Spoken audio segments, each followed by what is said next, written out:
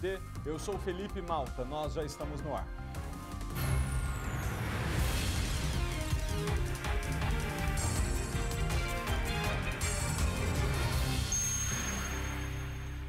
É um caso absurdo que a gente vai começar a tratar agora. Um bombeiro aqui do Distrito Federal que é acusado de estelionato amoroso contra mais de 20 mulheres. A repórter Kátia Gomes está acompanhando essa denúncia e tem as novidades para a gente. Kátia, você conversou com uma das vítimas desse sargento. Queria que você trouxesse para a gente o relato dessa mulher, inclusive com relação às ameaças que esse homem pode ter praticado contra outras vítimas. É contigo, amiga. Boa tarde.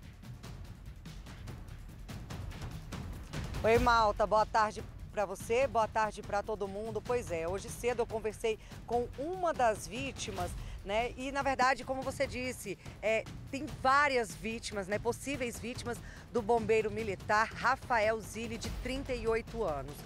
O caso veio à tona, né? Porque na semana passada, uma das vítimas descobriu que ele se relacionava com outra mulher e aí elas foram descobrindo diversas outras mulheres. Então, ele estava mantendo um relacionamento amoroso com pelo menos 7 mulheres de uma só vez. E a maioria dessas mulheres, inclusive, eram noivas dele. Então, ele tinha noivado com diversas mulheres e fazia promessa para todas elas, promessa de casamento, né, ali de um futuro com ele.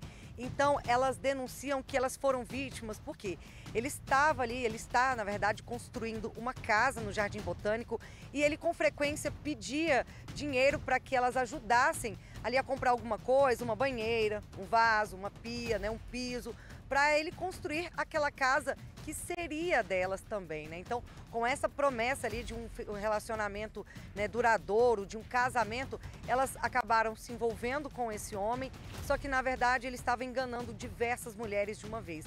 E aí, essa mulher que eu conversei, ela tinha entrado no relacionamento com ele há pouco tempo, ela se relacionava com ele há mais ou menos 3 meses, né? Então, pouco tempo, então até então ela não conhecia nenhum lado violento dele, não sabia que ele tinha também esse outro lado. Ela disse que passou sim por uma situação com ele, só que já bem no finalzinho ali, perto dela descobrir que ele estava se relacionando com outras mulheres, que ele teria dito para ela, né, que se ela terminasse, ele atiraria nela, enterraria o corpo dela no quintal. Inclusive, uma outra mulher, né, que se relacionou com ele ali durante 5 anos, ela registrou uma ocorrência policial contra o bombeiro militar e na ocorrência fala exatamente isso, que ele fez ameaça dizendo que se ela terminasse o relacionamento, ele atiraria nela e também enterraria o corpo dela no quintal. Então, assim, são diversas mulheres, até agora, elas criaram um grupo, né, no WhatsApp, até agora elas já identificaram pelo menos 24 mulheres que teriam sido aí enganadas por esse bombeiro militar. Pois é, Malta, olha, nós ouvimos aí o relato de uma das vítimas, né? E o que nós descobrimos é que essa vítima foi a vítima menos afetada, né? Que várias outras mulheres acabaram tendo prejuízo financeiro porque compraram ali algumas coisas para ele, como até mesmo presentes. Ele teria recebido relógios de presente e teria dado para outras mulheres esses relógios, né? Então, assim, cada dia mais elas vão descobrindo outras coisas que esse bombeiro militar teria feito. Essa vítima também relatou para mim que há alguns anos atrás uma mulher teria feito uma denúncia no Corpo de Bombeiros dizendo que ele teria feito ameaças e na época ele até teria perdido o porte de armas da corporação, só que logo depois voltou com esse porte de armas. O bombeiro, né, o Corpo de Bombeiros, inclusive, encaminhou uma nota para a gente dizendo que o Rafael tem uma conduta ilibada ali na corporação e que vai investigar esse caso, né? Que a Corregedoria vai investigar, sim, esse caso. Bom, nós temos inclusive um áudio do Rafael que encaminhou para uma dessas vítimas, uma mulher que ele teve um relacionamento duradouro, inclusive ele tem uma filha com essa mulher. As mulheres contam que, na verdade, ele teria 5 outros filhos, só que nenhum desses 5 ele teria assumido e registrado. Então, ao todo, ele teria 6 filhos, mas só um filho que, na verdade, ele de fato registrou e ele, né, confirma que é filho dele. Mas essa mulher que diz ter uma filha com esse bombeiro militar, ela registrou uma ocorrência, ela tinha inclusive um relacionamento ali registrado, né? Ela tinha uma união estável com ele, só que depois que ela terminou o relacionamento com ele, ele passou a ameaçá-la. Ela narra na ocorrência policial que ele falou também para ela, uma ocasião, de que mataria ela também. E em um áudio enviado por ele, porque grande parte das ameaças eram feitas ali presencialmente, justamente para não ter provas contra ele. Mas em um áudio, ele faz ameaças ao atual namorado dessa mulher. Vamos ouvir o que ele disse. Ontem eu bati o carro e eu não fui te encontrar porque eu bati a do carro. E hoje eu fui falando que tô indo te encontrar e eu vou te esperar na tua casa. E nós vamos ter essa conversa. E tu vai fazer uma chamada de vídeo para esse cara ao vivo comigo. E aí nós vamos ver quem é que, com que lado que tu vai escolher. Eu vou esperar tu chegar na tua casa. Aguarde. Vou te aguardar hoje até tarde. Pode esperar. A hora que tu chegar eu vou estar na tua casa, na porta. E não adianta tu botar a câmera, que eu vou botar o carro do outro lado da rua para tu não pegar na câmera. Então tu vai ter que esperar chegar lá. Eu te falei que por mim a gente nunca deixou de estar junto. Quem quis tempo foi tu. Não vem dizer que fui eu, não. Em nenhum momento eu aceitei o tempo. Então, não teve término, tá? Tu tá me traindo com esse cara. E aí eu vou mandar mensagem pra ele. Ou melhor, já mandei uma, vou mandar essa postagem e vou conversar com ele aqui, tá bom? Eu também sei falar inglês com ele tranquilamente. Ele vai entender muito bem o meu inglês, tá bom? Eu não dei tempo algum. Tu decidiu te dar um tempo porque tu quis ficar de conversa com esse entendeu? Então, não vai rolar. Tu não vai ficar perto desse cara nunca. Ele tá fora agora e ele vai voltar e eu sei o dia que ele vai vir. E a gente vai estar junto. Dia 9 em diante, eu vou estar aí contigo e esse cara não vai se aproximar. Se ele aproximar, aí a coisa vai ficar feia pro lado dele. Se tu não quiser mandar mensagem para ele avisando, para ele não vir, não precisa. Eu mando mensagem para ele lá no Instagram dele, não tem problema. Tá bom? Eu mando mensagem lá e informo ele que a gente vai estar junto. E é isso. Se quiser, é assim. Pois é, Malta, eu acho que as pessoas em casa ficam aí se perguntando como que ele conseguia administrar tantas mulheres, tantos relacionamentos, né? A gente sabe que hoje em dia já é difícil administrar um relacionamento, imagina diversos relacionamentos. E aí elas contam que ele agia normalmente. Ele conhecia a família de todas elas, saía para alguns lugares, ele dizia que iria trabalhar, que teria treinamento, que iria fazer fisioterapia, aqueles compromissos que a gente tem no dia a dia. Só que ao invés dele ter esses compromissos, ele tomava café da manhã com uma mulher, almoçava com outra, jantava com outra. Uma delas até narrou para mim que no dia do aniversário dele, ele conseguiu comemorar com 4 mulheres. Ele almoçou com uma, depois se encontrou com outra, aí foi embora, conseguiu encontrar outra mulher e depois uma outra mulher. Ou seja, ele sempre dava ali uma justificativa, dizia que tinha um compromisso, só que ele dava sim assistência para todas essas mulheres. Então, para elas, era um relacionamento normal, porque essas mulheres também têm as atividades dela, os trabalhos, então enquanto elas estavam ocupadas, ele acabava encontrando com outras mulheres.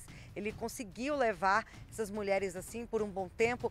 Quando uma descobria e não dava certo, ele terminava, inclusive fazia ameaças, só que ele acabava arrumando outra namorada e rapidamente ficava noivo. Então assim, ele conquistava a confiança dessas mulheres. Eu tentei falar com ele, tentei entrar em contato, ele não atendeu as ligações, mandei uma mensagem pelo celular, ele não me respondeu para dar a versão dele dos fatos, né? E tentar explicar o que de fato aconteceu, se foi algum mal entendido ou realmente se ele fez isso tudo de forma intencional, né? Que a gente percebe que, né, aparentemente foi sim intencional. Então várias mulheres aí relatam que foram vítimas dele, algumas tiveram prejuízo financeiro, outras não tiveram, mas todas, né, ficaram aí com sequelas emocionais, Malta. Olha, é importante a gente separar as coisas aqui e dizer o seguinte: um homem ou uma mulher, solteiro ou solteira, que quer ter vários relacionamentos porque é uma pessoa livre e desimpedida, se ela se relaciona com 15 pessoas ao mesmo tempo e está ali solteira, não engana ninguém, todas sabem que é uma pessoa solteira, ficar com 5, 10, 15 ou uma mulher está no campo da escolha da pessoa, da virtude da pessoa.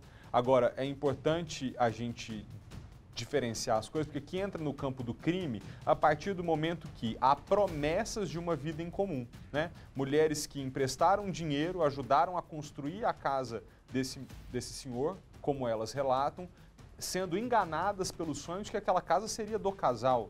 Mas havia pelo menos 20 casais ali, né? E 20 mulheres, todas sendo enganadas ao mesmo tempo. Fica mais grave quando vem uma moça e procura a imprensa, conversa com a Kátia e relata ameaça de morte, né? Com faca, com agressão física. Então é importante a gente distinguir, porque tem coisa que a lei protege, tem coisa que a lei não tem como entrar. Tem como proibir um homem de se relacionar com 20 mulheres ao mesmo tempo? Não. Faz sentido ter esse tipo de proibição? Não, as pessoas fazem o que quiser das vidas delas, né? Se é solteira, livre, desimpedida e responsável afetivamente com a outra pessoa com quem ela está se relacionando. Agora, a partir do momento que tem uma promessa, não, paga essa banheira aqui do banheiro que a gente vai morar junto. A outra está pagando é o piso da sala. E ainda há uma ameaça contra a integridade física dessas mulheres, aí tem que entrar. Polícia, investigação, corregedoria. Kátia, você que conversou com essas vítimas, eu queria só te pedir licença, até você vai continuar acompanhando com a gente, porque nós temos mais um trecho do depoimento de uma dessas mulheres. Pode rodar. Ele fica com você, vou falar, fica com você, passa, chega e encontra com você 7 horas da noite. Sai pra jantar, faz tudo, curte, aí vamos dormir em casa, aí no dia seguinte toma café, sai da sua casa às 9 horas da manhã.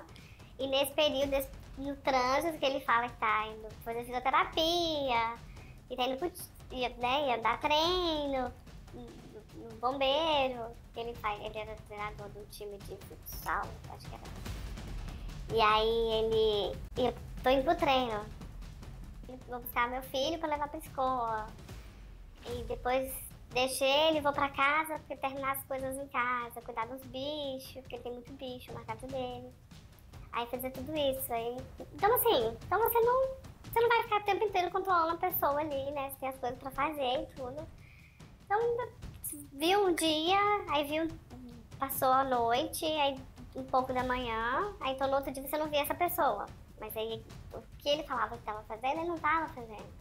Ele já tava marcando com outra pessoa. Ele saía pra almoçar com uma, eu tomava café com uma, saía pra almoçar com uma, lanchava com uma e jantava com outra. No dia do aniversário dele, ele conseguiu comemorar o aniversário dele com 4 mulheres. 4 namoradas. Saiu pra almoçar com uma, depois saiu pra jantar com uma, saiu rapidinho do jantar, foi jantar com a outra, saiu do jantar e depois foi pra festa com outra pessoa.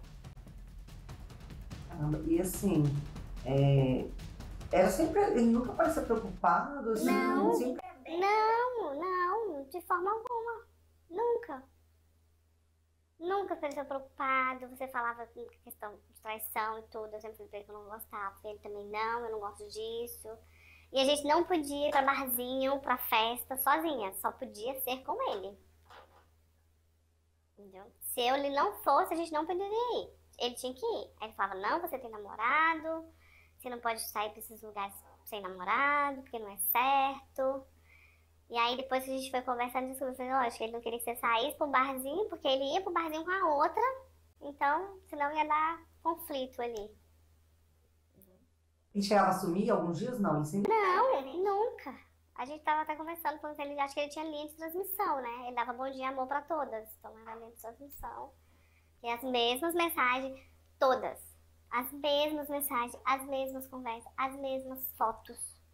Tudo.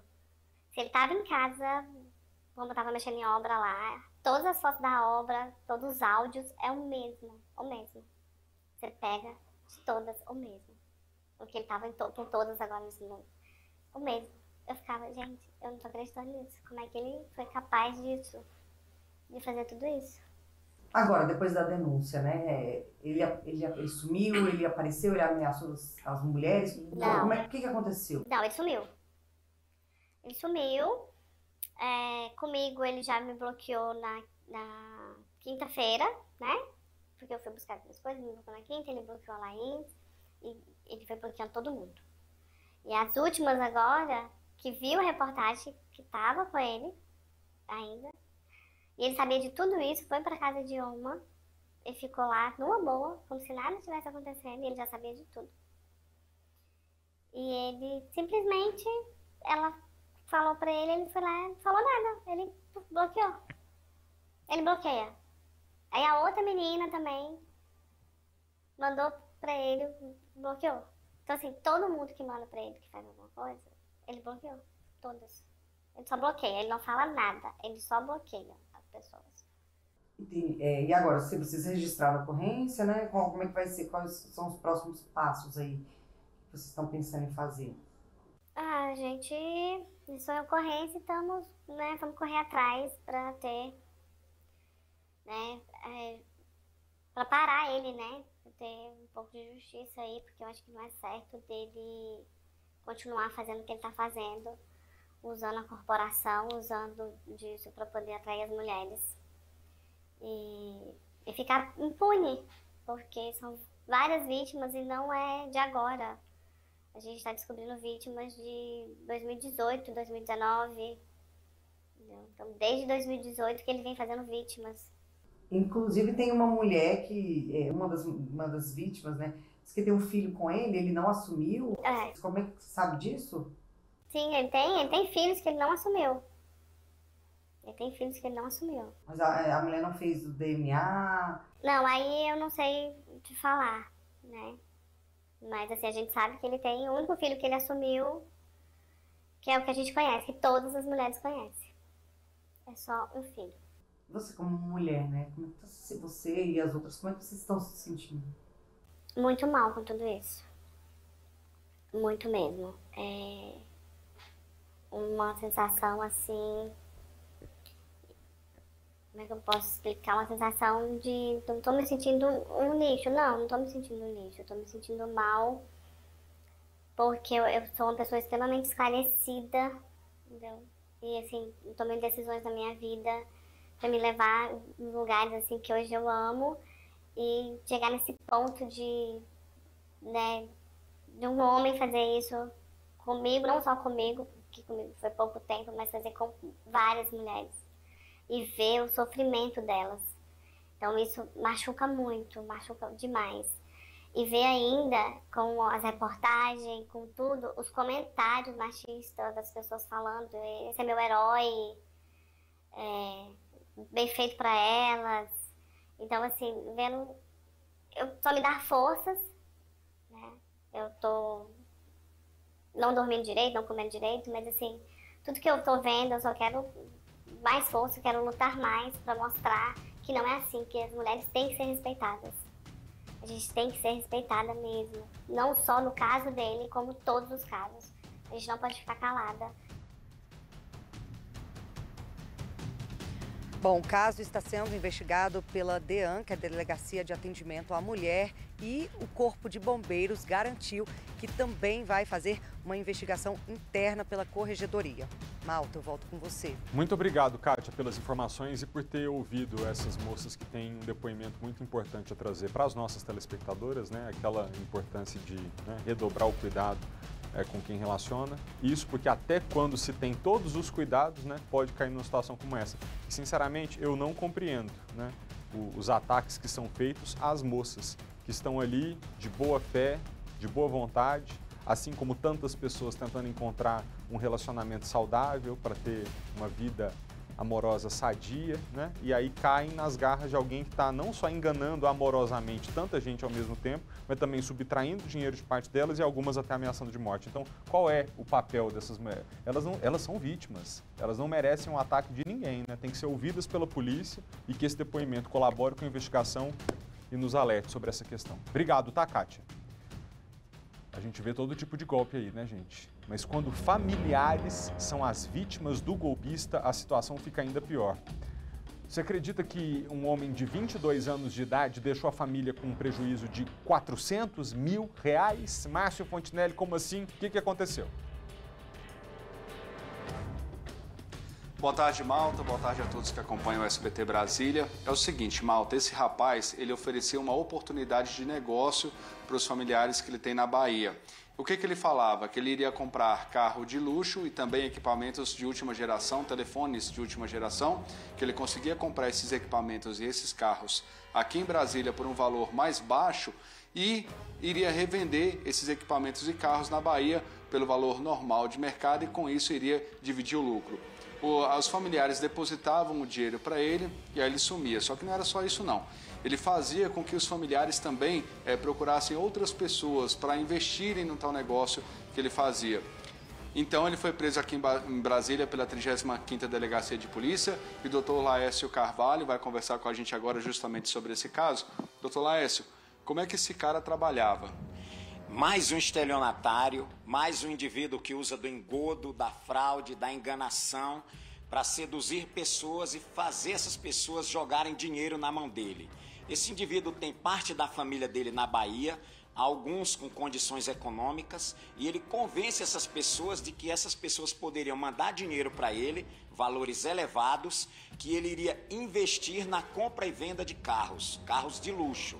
Então ele alega que compraria esses veículos em Brasília por valores abaixo do mercado, esses carros seriam revendidos na Bahia e o lucro seria dividido entre o estelionatário e suas vítimas. No entanto, tudo não passava de um engodo, de uma enganação que acabou causando aí um prejuízo milionário às vítimas. Doutor, a polícia entrou nesse caso depois que as vítimas da Bahia vieram até Brasília para fazer a denúncia. Inclusive ele marcou um encontro inusitado, né? É verdade, essas pessoas estavam indignadas com o estelionatário, de tanto ele jogar a conversa e não cumprir nada, perceberam que estavam sendo vítimas de uma enganação, então saíram lá da Bahia para Brasília para se encontrar com esse indivíduo. Ele, na tentativa de convencer as vítimas de que estava propondo um negócio decente, combinou o encontro dentro do prédio do Fórum de Sobradinho.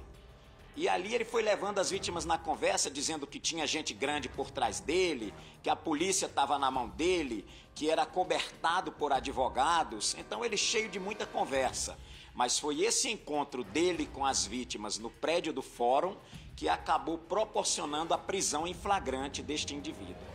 Inclusive ele tentou fugir, né? E um vigilante do fórum ajudou a polícia, né? É verdade, ele estava reunido em uma sala da OAB, que fica dentro do fórum, tentando conseguir mais 70 mil reais de suas vítimas, com a mesma conversa furada. Quando ele sentiu que a polícia estava na região e que iria prendê-lo, tentou uma fuga inusitada pela porta dos fundos, porém as nossas equipes estavam todas na região e acabamos prendendo ele em flagrante por tentativa de mais um estelionato. Só para a gente poder frisar, nesse caso dos 70 mil, ele ofereceu um carro de luxo, na verdade, né? Para que as pessoas tivessem um prejuízo reembolsado e a partir disso elas teriam que depositar mais 70 mil, né? É verdade, esses depósitos eram feitos muitas vezes no nome do estelionatário, no nome da mulher dele e de terceiros que ele usava como laranja. Então ele convence essas mesmas vítimas de que tem acesso a um carro de luxo avaliado em 700 mil, que ele precisaria só de 70 mil para passar para o dono desse carro, que as vítimas iriam levar esse carro de 700 mil, vender e assim seriam ressarcidos dos prejuízos. Ocorre que dessa vez as vítimas já estavam mais espertas. Elas perceberam que aquilo era mais uma tentativa do criminoso de obter mais dinheiro. E aí chamaram a polícia e acabou dando na prisão dele. Agora, doutor, é importante frisar que não é a primeira vez que ele responde por esse tipo de crime, né? Ele já tem outros inquéritos nas costas, né? É verdade. Quando nós entramos nessa investigação, já haviam 4 ocorrências registradas em pontos diferentes do Distrito Federal. Então, ele não é um indivíduo iniciante no crime. O que nos chamou a atenção foi o grupo de vítimas que veio da Bahia. Um valor muito alto, mais de 400 mil, pessoas da família envolvidas, e ele continuando a praticar o mesmo golpe contra outras vítimas. Então tudo isso nos motivou a apressar a investigação e prendê-lo. Obrigado, doutor. Malta, o delegado Laércio aqui, a gente estava conversando um pouquinho antes, ele frisou que qualquer vítima de estelionato tem que procurar a polícia, porque o único jeito desse rapaz permanecer na prisão é se houver mais ocorrências contra ele. A polícia está fazendo todo um trabalho. Então, quem está assistindo a gente, se foi vítima de algum golpe, que seja pequeno, mas procure a polícia e registre queixa para que consiga manter esse rapaz preso. Só lembrando o seguinte, esses R$400 mil estão relacionados a essas vítimas da Bahia. Mas juntando aqui com as vítimas de Brasília, o golpe que ele causou, o prejuízo que ele causou com os golpes, ultrapassa R$1 milhão. Eu volto com você. Eu entendo o apelo do delegado para que outras possíveis vítimas procurem a delegacia e registrem a ocorrência, porque se não juntar um inquérito desse tamanho para convencer a justiça de que esse homem tem que ficar preso, não fica, a gente sabe. Agradeço ao Dr. Laércio pela presença, tá, meu amigo? E obrigado pelas informações. Continua a Operação Lesa Pátria. Agentes da Polícia Federal foram às ruas na manhã de hoje, em vários estados, em busca de outros suspeitos de envolvimento nos atos do dia 8 de janeiro, no ataque aos 3 poderes. Os detalhes com Álvaro Couto. Os agentes da Polícia Federal estão nas ruas de todo o Brasil para cumprirem 46 mandados de busca e apreensão e 32 mandados de busca e prisão preventiva. Malta, bom dia a você e a todos que nos acompanham. Além do Distrito Federal, onde acontecem essas buscas, também tem agentes nas ruas dos estados da Bahia, Espírito Santo, Goiás, Maranhão, Minas Gerais, Paraná, Rondônia, Rio Grande do Sul e São Paulo. Os investigados, eles são suspeitos de cometerem os crimes de abolição violenta do Estado Democrático de Direito, golpe de Estado, dano qualificado, associação criminosa, incitação ao crime, destruição e deterioração ou inutilização de bem especialmente protegido. Essa Operação Lesa Pátria está na sua 8ª fase, é uma operação permanente da Polícia Federal que visa identificar as pessoas que de alguma forma participaram, financiaram, foram omissas ou então fomentaram os atos antidemocráticos do dia 8 de janeiro. A gente tem a informação que até o momento, até ontem, 2.151 pessoas foram presas nessas investigações desde o dia 9, sendo elas aquelas pessoas que estavam no QG do Exército acampadas, que participaram de alguma forma da destruição diretamente e foram presas na sequência, ou então também em decorrência dessas operações da Polícia Federal. No entanto, 1.857 já tiveram os pedidos de liberdade provisória atendidas pelo ministro e relator desse caso, Alexandre de Moraes, do Supremo Tribunal Federal. Portanto, 294 seguem presas. Esse é o último balanço porque ontem o ministro Moraes ele finalizou a análise dos pedidos de liberdade provisória e 129 pessoas foram beneficiadas com esse direito ontem. A gente lembra aqui, Malta, que essas pessoas, apesar de agora estarem em liberdade provisória, elas ainda seguem sendo investigadas e devem cumprir algumas medidas restritivas, como o uso de tornozeleira eletrônica, entregar o passaporte e também comparecer semanalmente à Justiça. Obrigado, Álvaro. A gente volta já. Gente, 12h14, vocês viram o caso na internet de 3 estudantes que ridicularizaram uma colega de idade, que tinha mais de 40 anos de idade na sala de aula? Elas até desistiram do curso, né, depois da repercussão do caso. Mas essa história veio à tona e mostrou pra gente uma nova realidade no ensino superior brasileiro.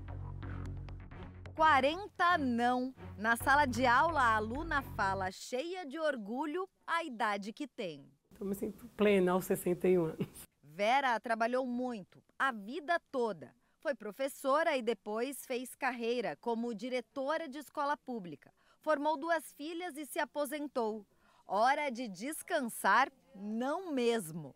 Eu resolvi fazer direito para fazer um sonho e também eu descobri que nessa área eu posso ajudar muitos meus alunos, meus pais.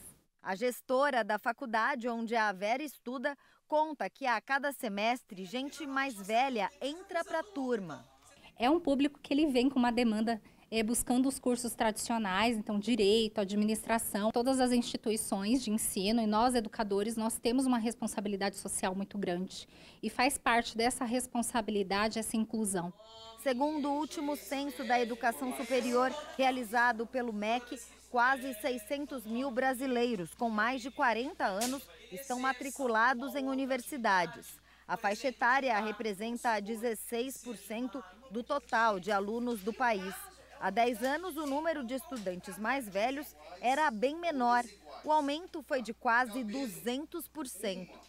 Oportunidade, sonho, vontade de aprender ou mesmo necessidade. São vários os motivos que fazem pessoas mais velhas se tornarem novos estudantes. Cada um tem sua história, mas todas provam que a idade não é empecilho para evoluir. Para este especialista da Universidade de São Paulo, o ensino à distância impulsionado pela pandemia contribuiu para a nova realidade.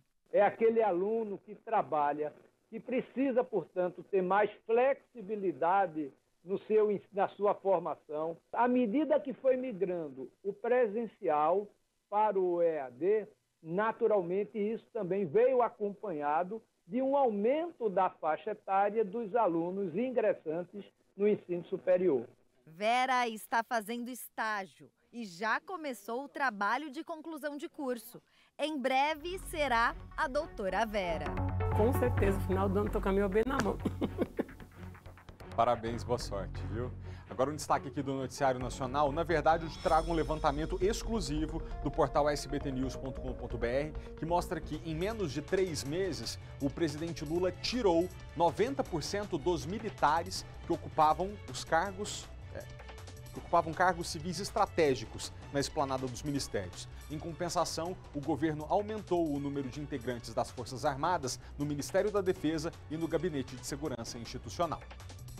A remoção de militares de postos civis na esplanada dos ministérios foi uma das promessas de campanha de Lula. Hoje, apenas 33 integrantes das Forças Armadas ocupam funções comissionadas em Brasília. Mas esse número já chegou a 332 em junho de 2020, no segundo ano da gestão de Jair Bolsonaro. O levantamento do SBT News, a partir de informações dos comandos, mostra que o Exército foi a tropa que mais sofreu baixas na nova esplanada. Se na época de Bolsonaro, generais e oficiais da corporação como Braga Neto, Augusto Heleno e Eduardo Pazuello chegaram a ocupar 269 cargos nos ministérios civis, agora existem apenas 2 militares.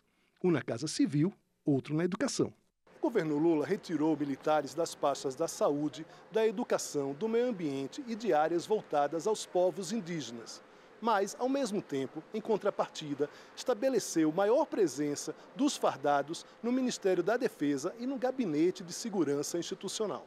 Atualmente, esses 2 órgãos têm 2.820 militares cedidos pela Marinha, pelo Exército e pela Aeronáutica. Em junho de 2020, esse número era de 2024, um aumento de 40%. Para esta pesquisadora, os militares delimitaram a fronteira de atuação no governo Lula. O que a gente consegue identificar nos números é que parece existir uma linha.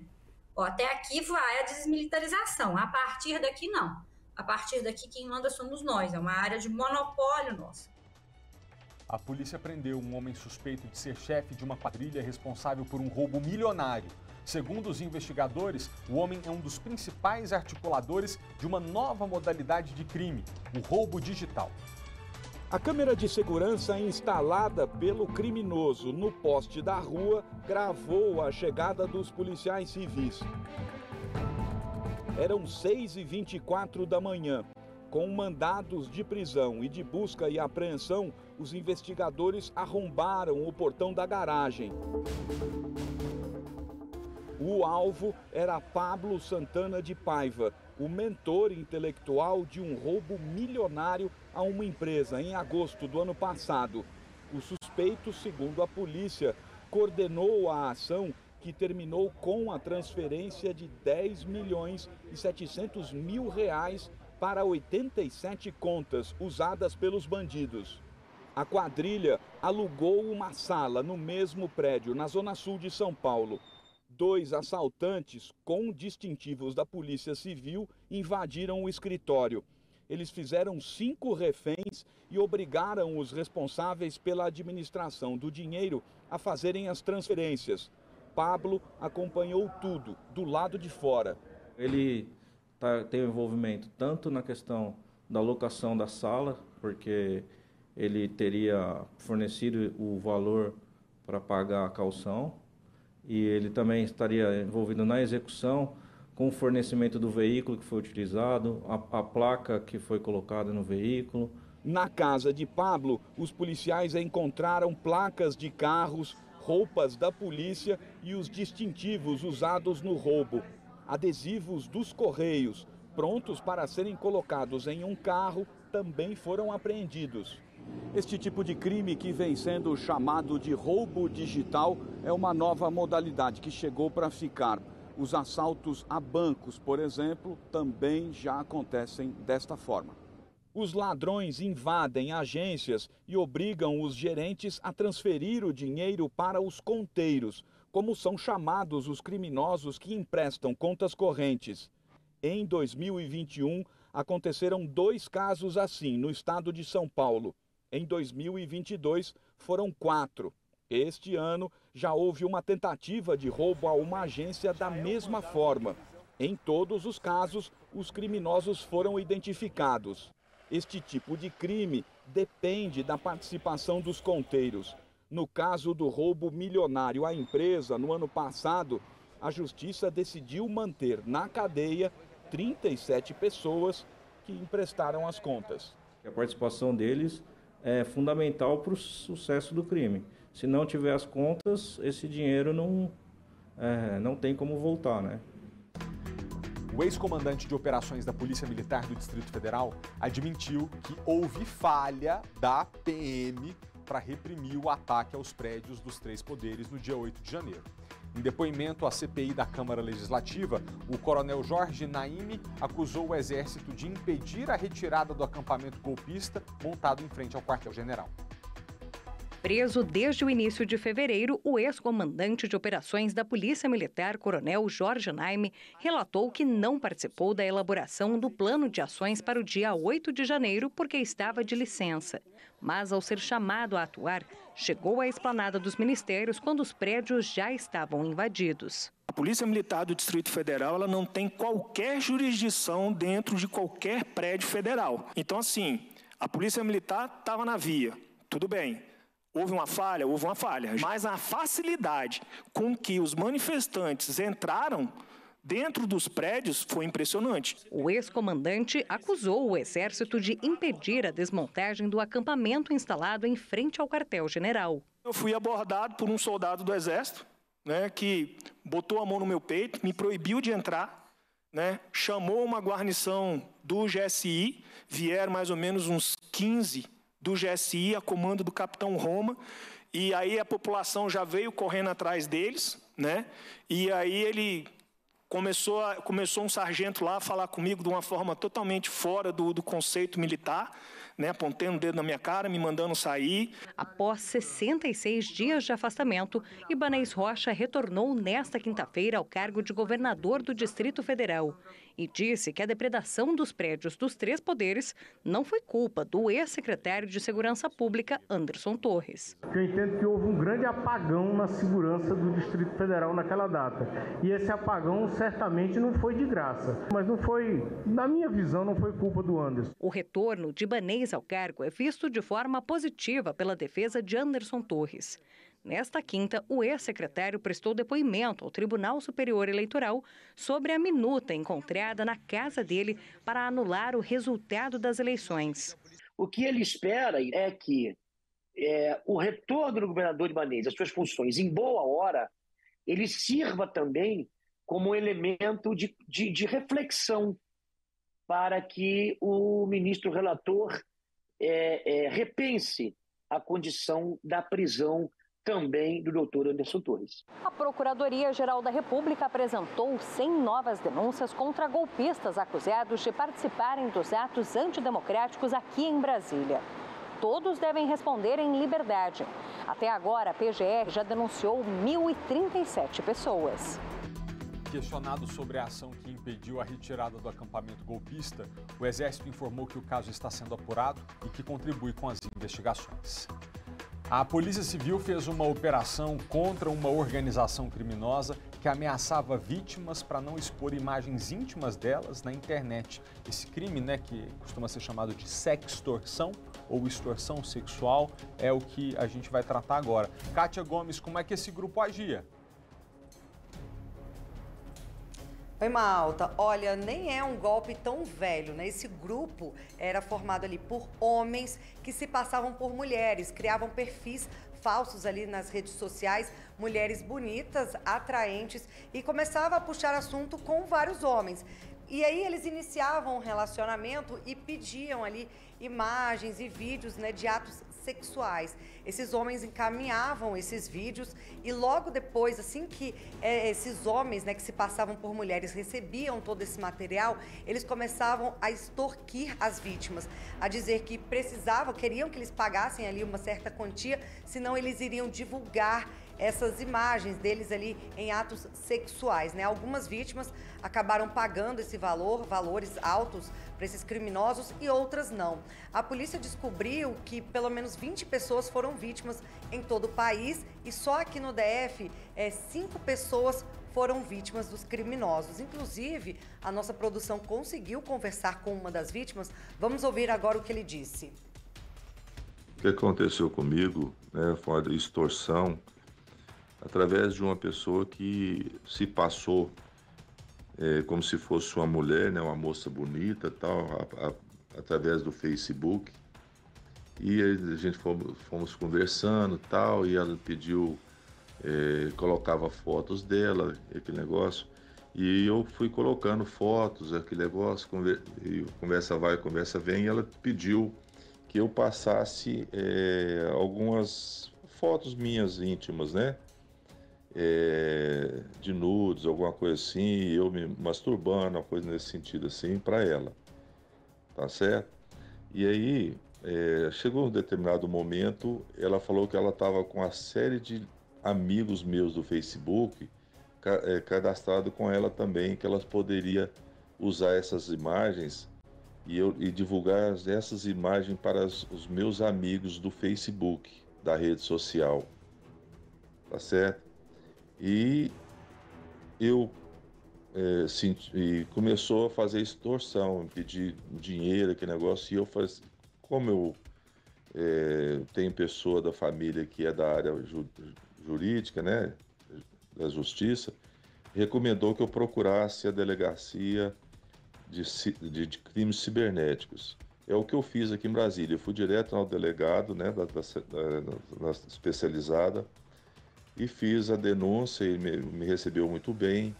Aí eu conversei lá, tal, aquele negócio todo, e eles ficaram de correr atrás daquele negócio todo. E eu faço a sugestão às pessoas para que tome cuidado com isso aí.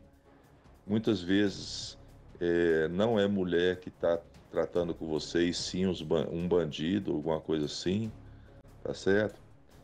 Uma coisa que o delegado me orientou, as pessoas me orientaram, é o seguinte: quando você estiver conversando com a pessoa e ele falar que é uma mulher, alguma coisa, peça a essa pessoa, uma foto inusitada, por exemplo, né? Exemplo, a pessoa botar um lápis ou uma caneta ou o próprio dedo, né, na ponta do nariz e tirar uma foto. E assim você vai ter a ciência que aquela pessoa é a pessoa que você está falando, né? Essa fica a sugestão, né? E eu agradeço aí pela atenção que o delegado teve no caso, né? E é isso aí, muito obrigado aí. Bom, eu estou aqui com o delegado Theo Marzal, que é responsável pelas investigações. Ele vai dar mais detalhes, né, sobre essa operação. Delegado, o senhor foi cumprir mandados ali de busca e apreensão em Patos de Minas. Então, esses criminosos que agiam aqui fazendo vítimas no DF, moram ali em Patos de Minas. Conta detalhes pra gente sobre essa investigação. Sim, a investigação revelou que a associação criminosa, ela residia na cidade de Patos de Minas e de lá praticava os crimes virtuais. Aqui no DF foram quantas vítimas, né? Pelo menos 5 pessoas já registraram ocorrência. Sim, aqui no DF, cerca de 5 vítimas até agora, tirando a cifra negra, que são as pessoas que ficam envergonhadas e não fazem a notícia do fato. E aqui no DF, a investigação se centralizou em uma única vítima, porque ela traria mais evidências virtuais para fins probatórios. Essa, inclusive, é a vítima que nós ouvimos agora. Então, foi através dessa vítima que vocês identificaram esse grupo criminoso. As outras vítimas, não dá para dizer ainda se foram vítimas da mesma quadrilha? Sim, ao que tudo indica, a linha investigativa mais forte é no sentido que é a mesma associação criminosa que perpetrou todos os crimes. Contudo, a investigação ela vai amadurecer mais para poder confirmar esses dados. Delegado, explica para mim com detalhes como é que essa quadrilha agia. Basicamente, a empreitada criminosa era criar perfis falsos de mulheres atraentes, entrar em contato pelo Messenger ou outro tipo de aplicativo de mensagem com essa vítima e solicitava vídeos íntimos se passando por mulher. A vítima era ludibriada, encaminhava os vídeos íntimos e, a partir daí, a associação se revelava dizendo que, caso não houvesse o pagamento do montante exigido, que geralmente era cerca de R$6.000, eles colocariam as fotos no meio cibernético. E aí, algumas vítimas até pagaram alguns valores. Sim, a investigação revelou que algumas vítimas caíram no golpe, pagaram. Contudo, a maioria dessas vítimas procurou a DRCC, que é a Delegacia Especializada para fins de apuração desse ilícito. Delegado, a gente sabe que esse não é um golpe muito novo, mas mesmo assim as pessoas continuam caindo. Como que elas podem se proteger para evitar cair nessa situação? Sim, a polícia sempre indica que não entre em contato com pessoas que não são do seu meio social na internet, porque essas pessoas podem estar se passando por interposta pessoa e ludibriar e, com fim, essas vítimas sofrerem o golpe. Então, assim, antes de enviar, se quiser encaminhar vídeo, tem alguma maneira de confirmar se aquela pessoa é de verdade ou não? Infelizmente, no meio virtual, não tem como isso ser confirmado facilmente. Então, o que a gente indica é que não encaminhe nenhum tipo de vídeo íntimo, porque você pode sofrer esse tipo de golpe. Delegado, nas investigações, vocês conseguiram ver, acessar ali os perfis que eram utilizados para aplicar golpes. Eles pareciam de verdade mesmo? Fotos de quem que eles utilizavam? Sim, os extorsionários eles se utilizam de uma engenharia social. Eles criam uma rede de fotos de pessoas que aparentemente são reais, eles criam uma forma de enganar, ludibriar bem a vítima com esse engodo.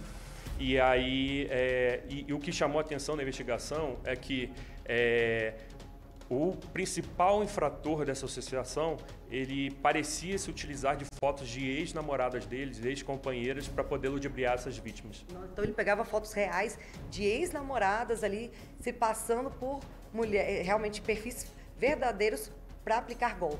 Sim, a linha investigativa mais forte é nesse sentido, que ele se utilizava dessas fotos para poder tornar maior credibilidade ali a aplicação do golpe. Agora, delegado, vocês cumpriram ali mandados de busca e apreensão. Até o momento ninguém foi preso. Como é que vai continuar essa investigação? A investigação ela vai seguir com outras fases. De fato, não houve o flagrante ali do ato perpetrado pelo autor, até porque o principal autor ele se evadiu da cidade, ele se mudou da cidade, ele se encontra em outro local. Mas é considerado crime sim, Isso é um crime de extorsão. Eles podem sim responder e serem presos. Sim, é considerado um crime de extorsão e ele está consumado, porque com a exigência dos valores o crime já se perfaz, independentemente de haver ou não o pagamento do montante exigido pelo extorsionário. Vocês recolheram materiais lá, computadores, o que foi apreendido? Sim, evidências virtuais extraídas e exfiltradas do celular, computadores e de todo o meio cibernético ao redor dos infratores. Tá certo, então, delegado. Muito obrigado pelas suas informações. Então é isso, malta. Fica a dica do delegado, Evite encaminhar vídeos íntimos, principalmente para desconhecidos na internet. Volto com você. Muito obrigado, Kátia, pelas informações. Queria falar com você que está em casa agora, que talvez tenha problema para dormir, insônia, inquietação. De acordo com a Associação Brasileira de Medicina do Sono, 2 a cada 3 pessoas têm algum grau de comprometimento do sono. Ou seja, a pessoa não consegue descansar, acaba ficando irritada, menos produtiva, cansada ao longo do dia. Doutora Aliciane Mota, Aliciane, né? Falei certo, doutora, seu nome? Falou certo, isso mesmo. Otorrinolaringologista e vice-presidente da Associação Brasileira do Sono no Distrito Federal. Doutora, eu acho que a gente subestima o prejuízo que a gente tem dormindo mal, né? E acaba colocando isso como uma necessidade menor, mas a imunidade que cai, e a memória que prejudica, no outro dia a gente não rende tanto. E eu tô errado, eu acho que isso aqui é o inimigo, ó, ficar com o celular ali na cama e não deixar o corpo descansar, não é? Bem-vindo ao SBT. Obrigada, querido. Obrigada pela oportunidade. Eu agradeço em nome da ABS, segundo ano consecutivo. E, Felipe, é exatamente isso. É por isso que nós estamos nessa campanha. Hoje é o Dia Mundial do Sono, então os especialistas no mundo inteiro, eles param para alertar a população sobre a importância de dormir bem. Na verdade, o sono de qualidade, ele é um dos 3 pontos do tripé da qualidade de vida. Alimentação, exercício físico e o sono de qualidade. A gente sempre fala, Felipe, nessa campanha que todo mundo sabe que precisa tratar, por exemplo, pressão alta, que precisa tratar o diabetes, porque senão a gente vai ter sérias repercussões. Mas pouco se fala que se você não trata o sono, ou se você não tiver doença do sono, mas se você não dorme o número de horas que o seu corpo precisa, você vai ter os mesmos problemas, as mesmas complicações que, por exemplo, um paciente com pressão alta tem. A gente sabe que o índice de AVC aumenta, o índice de arritmia, pressão alta, o índice de acidentes por falta de sono é mais alto do que de acidentes pelo uso excessivo de álcool e por aí vai. E como você falou, realmente o telefone, os smartphones, vez após vez, eles aparecem nos estudos como o principal vilão do nosso sono. Realmente é o que a gente observa. Ô, doutora, então vamos lá para as dicas para o pessoal de casa, porque é o seguinte, gente, o interessante é a gente aprender que dormir realmente é uma necessidade. E tem um negócio, né, doutora? Tem gente que fala assim, ah, não, eu preciso dormir só 5 horas por dia e já fico bem. Fica nada, né? A pessoa tá achando que tá bem agora, mas a conta vai chegar. Exatamente, a conta chega com certeza. Na verdade, a minoria da população, ela é o dormidor curto, que é aquela pessoa que precisa de poucas horas para restabelecer o seu corpo para o dia seguinte. Mas, infelizmente, a maioria quer se comportar como dormidor curto, então ela dorme menos, mas ela começa a ficar privada de sono, ela começa a dormir menos do que o seu corpo precisa e, como você falou, a conta certamente vai chegar e é uma conta alta, viu, Felipe? Então a gente precisa estar aqui mesmo, ano após ano, alertando, passando as dicas mesmo. Obrigado pela sua presença e é isso, né, gente? Vai pra cama na hora de dormir, deixa o celular de lado, dá uma respiradinha, se precisar coloca uma música relaxante, medita um pouquinho para já entrar no clima, que a gente fica na impressão que dá para ir pra cama com o cérebro ali alucinado e que já vai conseguir dormir. Aí fica difícil, né, doutora? É verdade, e esse é o motivo de a gente ter tantas prescrições de medicamentos sem necessidade, né? As pessoas querem estar ativas e simplesmente desligar. E é como você falou, precisamos de todo um processo de desligamento até que o sono venha de forma natural. Muito obrigado pela sua presença, bom fim de semana e bom sono. Obrigada, querido. Até mais, muito obrigada. Tchau, tchau. Voltando aqui para os destaques nacional, o governo Jair Bolsonaro, desde 2019, destruiu pelo menos 13 milhões e meio de reais em medicamentos de alto custo. Remédios que poderiam ter sido utilizados para o tratamento de doenças raras foram incinerados. A lista de medicamentos desperdiçados é grande. Foram queimadas 2 doses de Spinraza, remédio usado para atrofia muscular espinhal. Cada uma custa R$160 mil. Também foram incineradas quase 1.000 doses de Translarna para distrofia muscular. O lote descartado é avaliado em R$2.700.000. O mesmo ocorreu com 259 doses de beta-galsidase, usada no tratamento da doença de Fabry, que acumula gordura em todas as células do organismo. Quase R$2,5 milhões jogados fora. Na lista ainda estão 127 unidades de eculizumab contra uma doença na corrente sanguínea, ao custo de R$1.700.000. O desperdício foi revelado pelo jornal Folha de São Paulo com base na Lei de Acesso à Informação. Muitos remédios destruídos não constam na lista de distribuição gratuita pelo SUS. Alguns deveriam ser fornecidos para cumprir decisões judiciais. As causas dos descartes milionários não foram esclarecidas. Uma das possibilidades é que o Ministério da Saúde tenha deixado o prazo de validade vencer.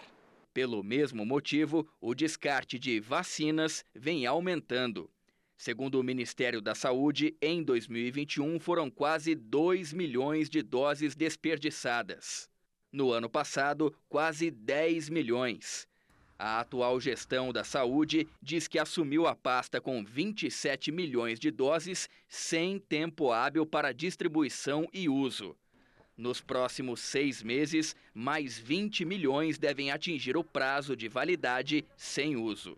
O Instituto Vidas Raras, que defende pessoas com doenças que afetam uma pequena porcentagem da população, diz que o desperdício é recorrente. Para a gente não é uma novidade, a gente já viu isso acontecer em outros momentos e sempre foi uma preocupação nossa garantir que esses medicamentos que são recebidos ou do Estado via solicitação administrativa ou via ação judicial, que ele fosse bem utilizado e que ele não fosse desperdiçado de maneira alguma. Marcelo Queiroga, o último ministro da Saúde no governo Jair Bolsonaro, disse que a responsabilidade sobre os medicamentos era da área técnica da pasta. Luiz Henrique Mandetta, o primeiro a ocupar o ministério, afirmou que muitas compras são feitas por estimativas de demanda, como as campanhas de vacinação. O ex-ministro Eduardo Pazuello não quis se manifestar. Nelson Teich não respondeu ao nosso contato. Meus amigos, o Sol Nascente se tornou a maior favela do Brasil. Essa informação é da prévia do censo de 2022 do IBGE, o Instituto Brasileiro de Geografia e Estatística. Imagina, Sol Nascente, então, ultrapassa agora a Rocinha, no Rio de Janeiro, que até então era considerada a maior. Agora o Sol Nascente ocupa o primeiro lugar com o maior número de residências nessa região considerada de favela. O repórter Álvaro Couto foi até lá, está lá ao vivo, para a gente ter as informações, ouvir a população. Acho que o fato de ocupar esse lugar de um ranking mostra que a gente tem que tratar mais desse assunto e ouvir as demandas da população. Álvaro, é com você.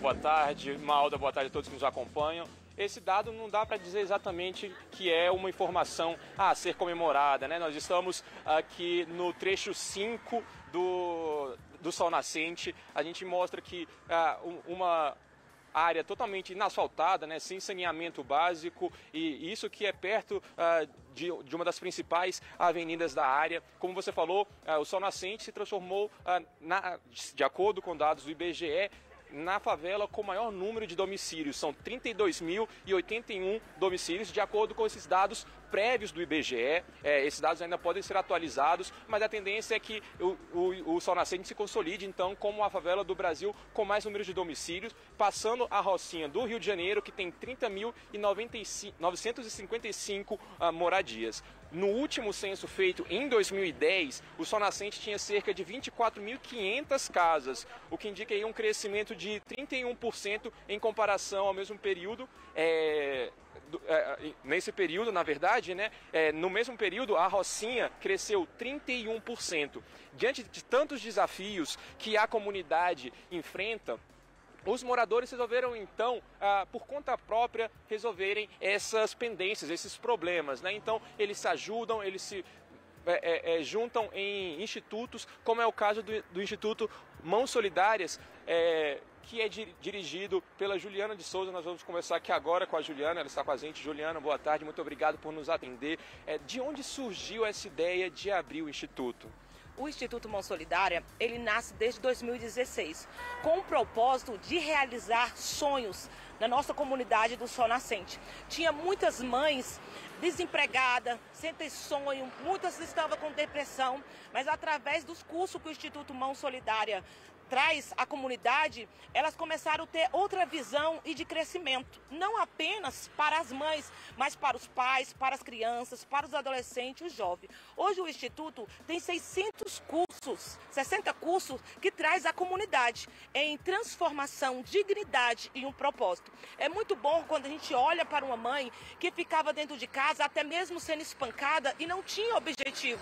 Então essa mãe começa a fazer o curso e ali começa a ver a sua dignidade. Então o Instituto Mão Solidária, ele vem trazendo um propósito de dignidade, de valores à família e mostrando sim que é possível numa comunidade transformar as nossas crianças, os nossos jovens, os adolescentes, os pais e as mães. Certo. E quais são, então, os cursos, o que é oferecido para essas famílias dentro do Mãos Solidárias? Nós temos a área das belezas, todas as áreas, inclusive nós trabalhamos com 2 potencial, né? Nós temos curso que a pessoa vem para aprender, fazer manicure, e também temos a modelo, porque aquela mulher muitas vezes está dentro de casa, então ela vem e já sai linda e maravilhosa. Pode continuar. Nós também temos curso de RH, administrativo, informática, panificação, confeitaria, temos barbeiros e temos eletricista também dentro do nosso, e também curso de costureira e corte e outros cursos oferecidos dentro do Instituto. Tá. Malta, você gostaria de fazer uma pergunta aqui para a Juliana? Quero, Álvaro. Primeiro, assim, mandar um abraço para o pessoal do Sol Nascente, né, que sempre acompanha o nosso jornal, dizer que a gente está aí hoje, nesse momento em que o IBGE atesta que se tornou a maior favela do Brasil, com o maior número de residências, ultrapassou a Rocinha, e a gente vê na fala da Juliana que a comunidade está unida na medida do possível para resolver os problemas de todos, mas também precisa ter presença do poder público, evidentemente, numa região em que as pessoas têm demandas de políticas que têm que vir do governo. Eu queria ouvir da Juliana, Álvaro, se você puder, qual é o principal problema hoje do Sol Nascente, na opinião dela, e ela de certa forma representa os moradores, que a gente possa aqui colocar no ar e de certa forma tentar sensibilizar as autoridades de que é uma emergência a ser resolvida ali. Perfeito. Juliana, uma alta pergunta direto dos nossos estúdios. Qual é a principal reivindicação que vocês, moradores, vocês da comunidade, que chega para você também de melhorias no Sol Nascente? Qual é a principal reclamação para as autoridades públicas? Falta de segurança, né? Inclusive a gente já teve várias bicicletas, o pessoal vem, os pais e as mães dos adolescentes, jovens, deixam a bicicleta ali, então são roubadas. Então assim, a falta de segurança tem sido muito grande no Sol Nascente.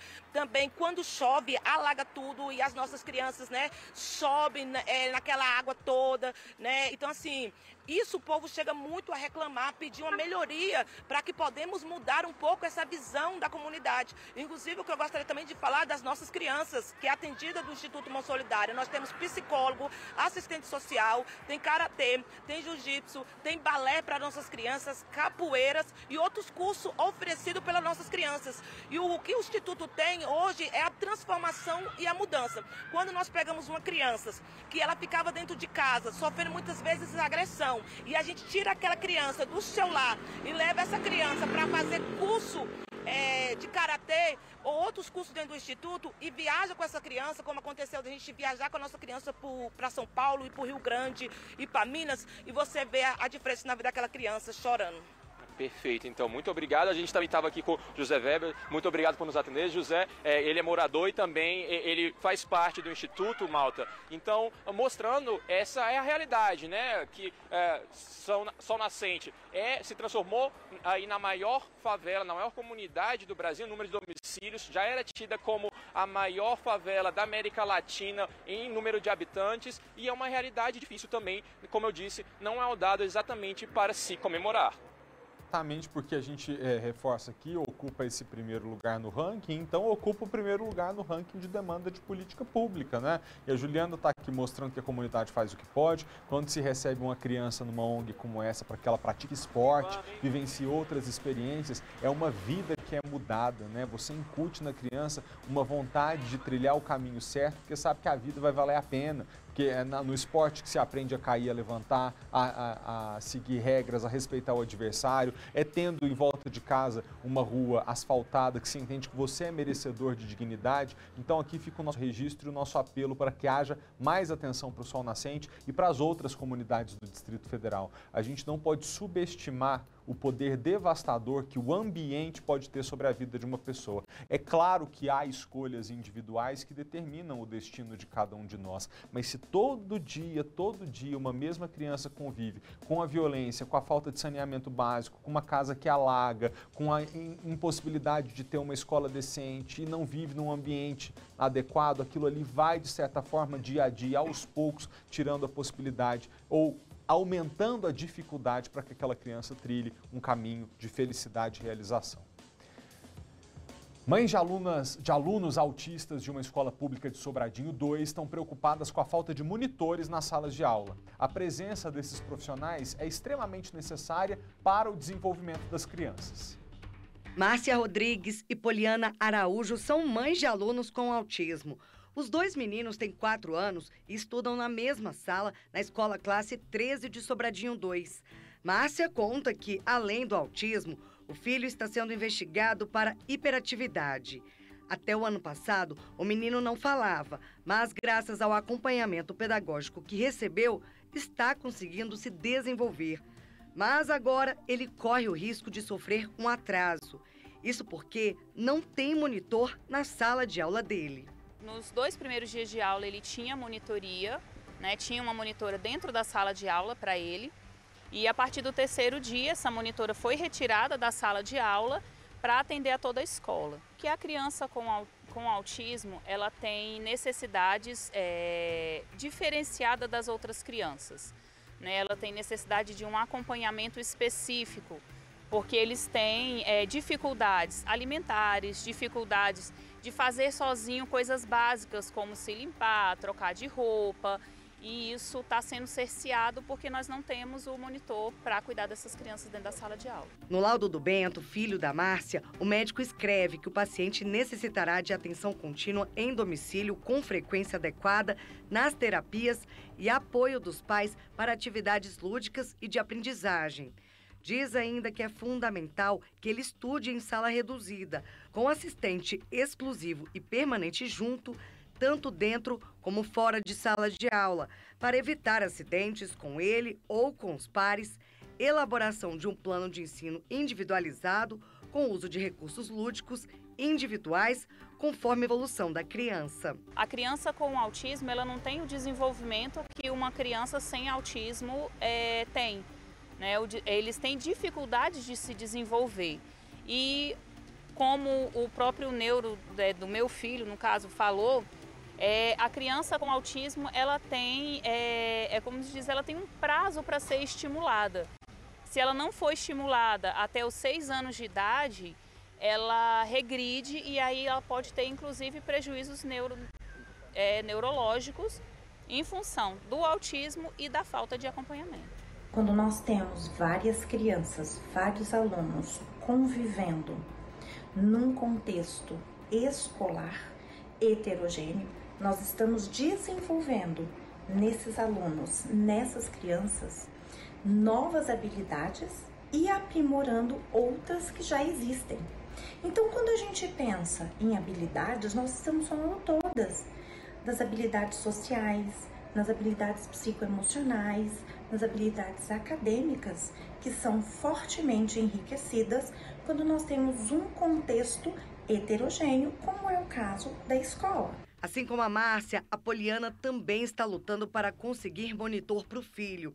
Ela conta que João Gabriel tem muitas dificuldades e precisa de acompanhamento especial. Meu filho, ele não consegue se limpar só, ele não consegue ir ao banheiro só.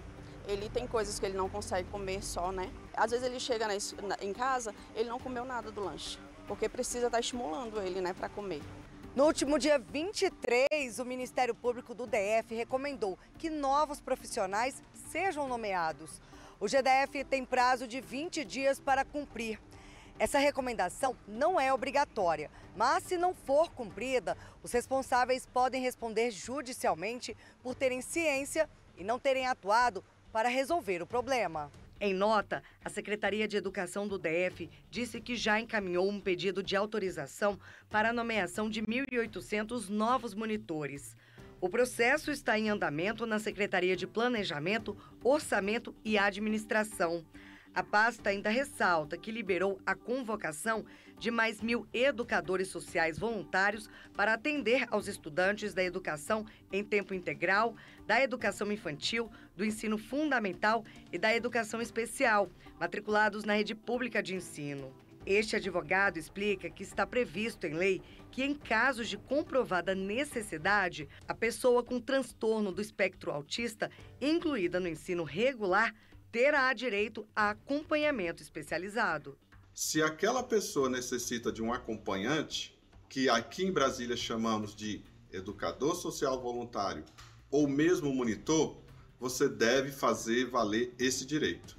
Munido do seu laudo, munido do seu relatório, você vai até a diretora da escola, você vai até a regional de ensino, se a direção não colocar esse profissional na sala de aula com seu filho ou com você, que é autista, você deve fazer cumprir a lei. O dono de uma fábrica de gelo no Gama foi preso por furtar energia pela segunda vez. A energia elétrica furtada equivale ao consumo de mais de 3.000 residências em um mês. E em 2022, a empresa já tinha cometido o mesmo crime. A investigação feita pela Neoenergia e pela Polícia Civil verificou que a fábrica adulterava os medidores. Furto de energia é crime com pena de até 8 anos de prisão. O ex-CEO das lojas americanas, Miguel Gutierrez, prestou depoimento de quase 4 horas ontem, quinta-feira, na Comissão de Valores Mobiliários. Ele liderou as americanas por 20 anos. O testemunho do ex-dirigente é considerado fundamental para entender o que aconteceu, a origem do rombo na companhia. O ex-CEO da Americanas prestou esclarecimentos na sede da Comissão de Valores Mobiliários, na região central do Rio. De acordo com fontes, ele explicou que o rombo de quase 50 bilhões de reais teve origem num problema financeiro lançado erroneamente como problema contábil. O executivo deixou a Americanas em dezembro do ano passado como parte do plano de sucessão definido em 2019. O depoimento de Gutierrez é visto pelo mercado como o elo perdido na história que levou à recuperação judicial de uma das mais tradicionais varejistas do país. Os credores aguardam a versão do ex-CEO para definir uma estratégia de ação. Sem dúvida nenhuma, o que vai vir na sequência, nós esperamos um esclarecimento por parte do Grupo 3G. Os controladores americanos, até o momento, não compareceram à imprensa para falar se de fato eles sabiam do que estava acontecendo. Desde o escândalo anunciado no início do ano, a CVM criou uma força-tarefa e abriu vários processos administrativos para apurar indícios de irregularidades. Caso seja apurada a culpa de um ou mais diretores, há a possibilidade de que sejam aplicadas multas e os culpados impedidos de atuar no mercado de capitais. O mercado aguarda com expectativa o anúncio do plano de recuperação judicial que deve ser entregue no próximo dia 22. O destino da companhia vai depender também do aporte financeiro que os principais acionistas pretendem colocar na empresa, algo que deve superar os 10 bilhões de reais. Valor que evitaria a execução das dívidas e, consequentemente, a falência da Americanas.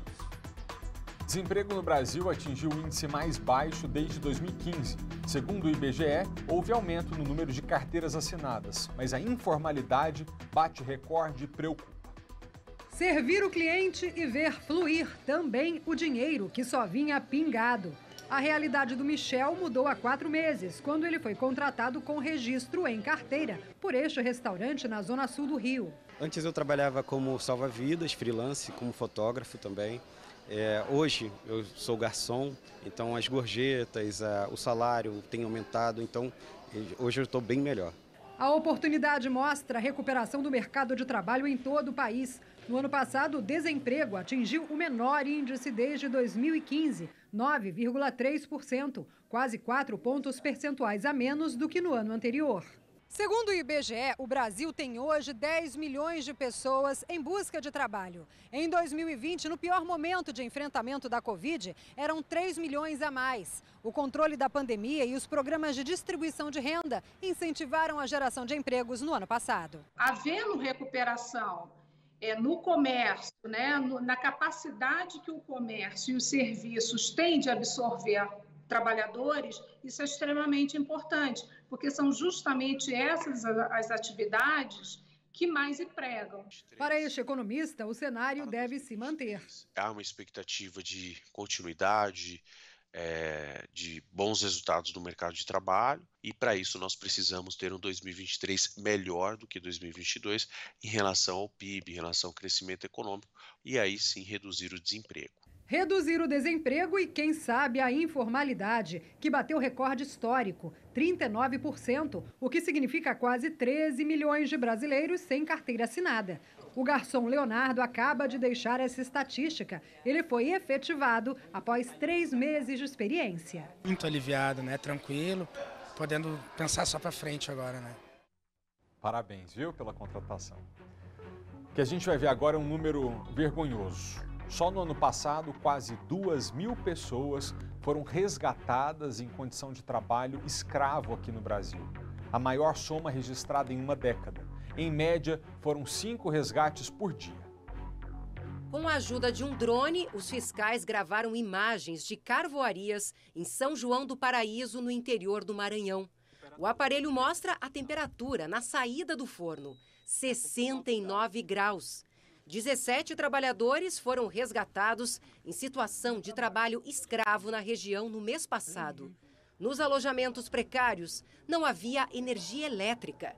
8 pessoas dormiam em redes. Não havia água potável nem fogão. O banheiro de tábuas fica do lado de fora. O procurador-chefe do Ministério Público do Trabalho do Maranhão mostra que os trabalhadores eram submetidos a um nível de partículas no ar 66 vezes acima do limite recomendado pela Organização Mundial da Saúde.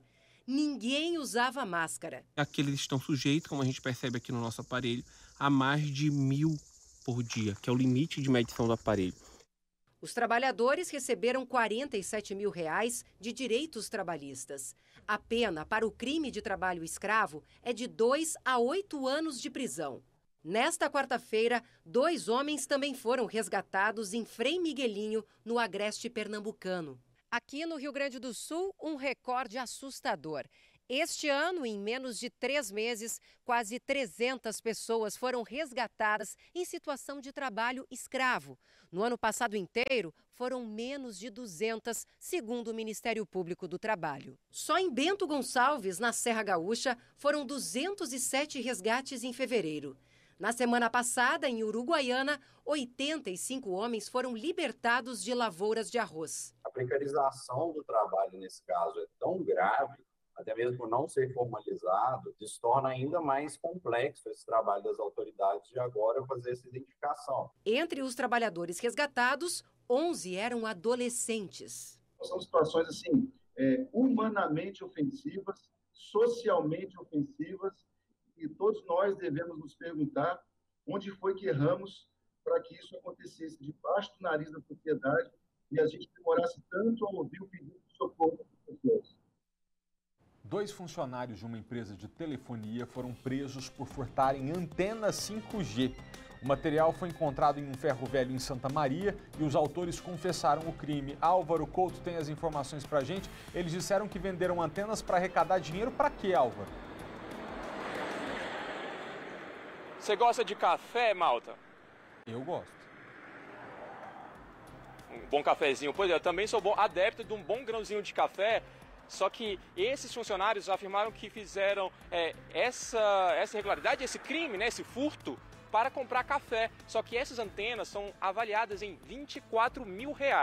Eu nunca paguei tanto por um café, Malta, não sei você. Mas, pois bem, esse material, essas antenas, foram encontradas num ferro velho. Esse ferro velho, ele fica em Santa Maria, foi receptado por um homem de 57 anos e uma mulher de 53 anos, que informaram que ao delegado que esses homens já tinham feito essa venda desse material outras vezes. Eles foram encontrados e prestaram depoimento na 2ª delegacia da Asa Norte, na 2ª DP, que investiga esse caso. Inclusive, nós temos a sonora do delegado. Vamos ouvi-lo. Através de diligências investigativas e também através das imagens do crime, a 2ª DP logrou identificar e localizar os autores do furto destas antenas, 2 antenas avaliadas aí no valor aproximado de R$24 mil.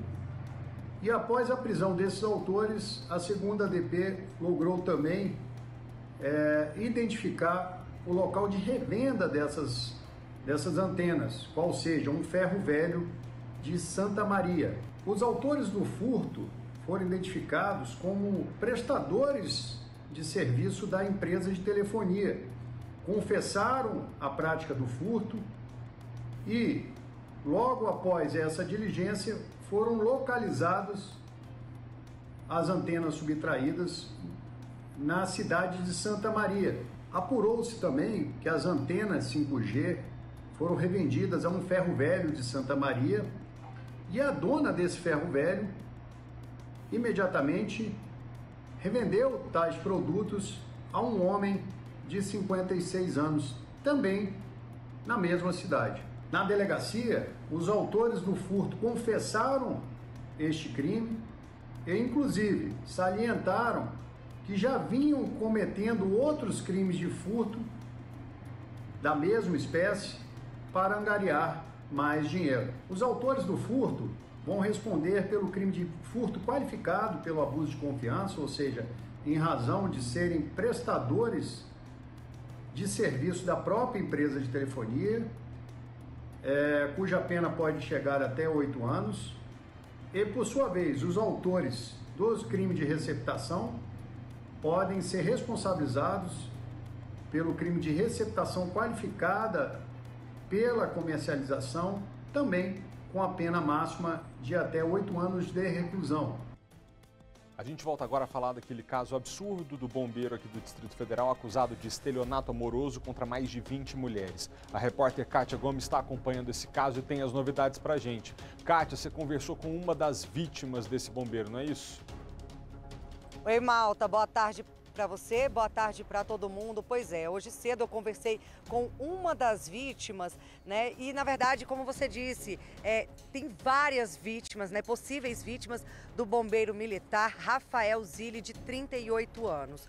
O caso veio à tona, né? Porque na semana passada, uma das vítimas descobriu que ele se relacionava com outra mulher e aí elas foram descobrindo diversas outras mulheres. Então, ele estava mantendo um relacionamento amoroso com pelo menos 7 mulheres de uma só vez. E a maioria dessas mulheres, inclusive, eram noivas dele. Então, ele tinha noivado com diversas mulheres e fazia promessa para todas elas, promessa de casamento, né, ali de um futuro com ele. Então, elas denunciam que elas foram vítimas porque ele está, na verdade, construindo uma casa no Jardim Botânico e ele, com frequência, pedia dinheiro para que elas ajudassem ali a comprar alguma coisa, uma banheira, um vaso, uma pia, né, um piso, para ele construir aquela casa que seria delas também, né? Então, com essa promessa ali de um relacionamento, né, duradouro, de um casamento, elas acabaram se envolvendo com esse homem, só que na verdade ele estava enganando diversas mulheres de uma vez.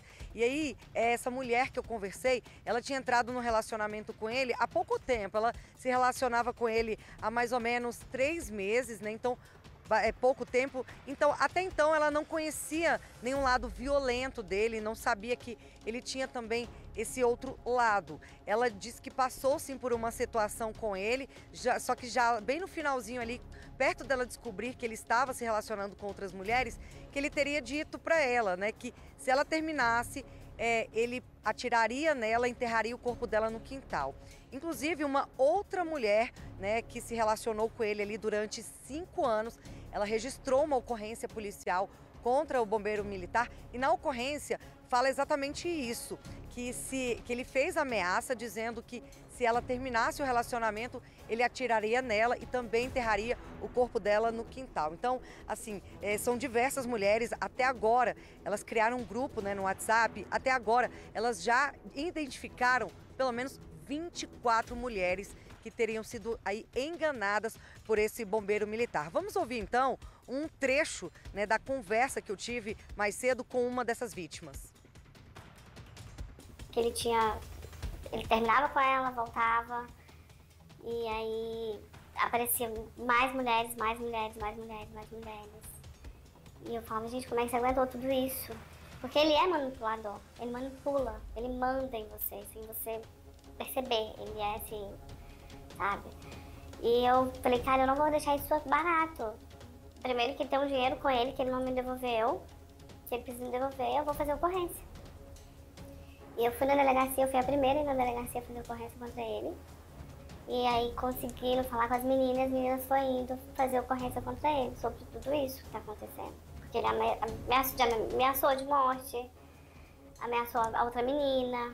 Ontem saiu uma reportagem do que ele ameaçou, do que ele falou que ia fazer com o namorado de uma vítima dele, que ele não aceita término. Ele que tem que terminar. Então todas nós que terminamos com ele, bloqueou ele, tirou ele vem atrás e falando depois que não aceita o término. Você chegou a conhecer a família? A família dele não, porque ele não tem família aqui em Brasília. O pai dele mora no sul, a irmã também. Ele não fala com a irmã há muito tempo, por briga. E a mãe dele faleceu e ele mora sozinho, ele não tem ninguém aqui. Sozinho. Mas ele conhece a nossa família, ele conheceu meus filhos, ele conheceu minha irmã, minha tia.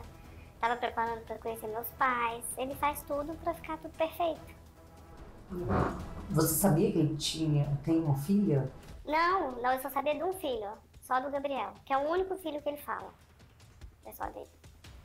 Só de um filho. Nos outros ele não tem filho. Ele ainda falava que não queria ter mais filho e tava bom, que era só um, tá ótimo. Mas nunca se mostrou. E ontem eu lendo as conversas, eu falava, gente, como é que ele falava isso? Eu aceitava. Você vai aceitando as coisas. Ele faz de uma forma que você vai indo. E o que você descobriu em relação às outras vítimas, né? O que ele fez com outras mulheres? Gente, eu como mulher, ontem eu fui pensando em tudo, vendo tudo, ouvindo tudo, porque são muitas mulheres. Ontem, no final do dia, uma me procurou, falou, eu fiquei com ele em outubro, de outubro para novembro, mas a gente só ficava. O único prejuízo que eu tive foi que ele fez eu pagar um hotel muito caro, mas que ele fica com todo mundo. E as meninas que ficaram com ele mais tempo, as coisas que eu ouvi são assim, deprimentes, sabe? Eu ouvi o relato de uma que ontem me deixou assim, tá de choque. Entendeu? Ele é um monstro com as mulheres. Um monstro.